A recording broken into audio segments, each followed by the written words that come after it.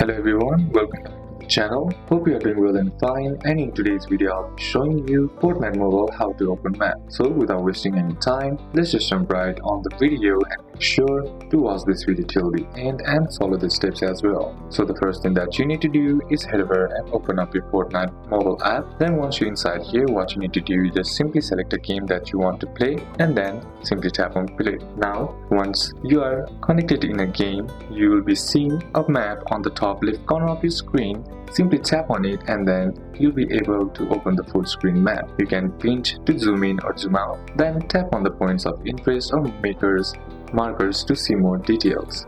Then simply tap on the X on the top and outside the map to close it and return to the game. So these are a couple of steps that you can apply.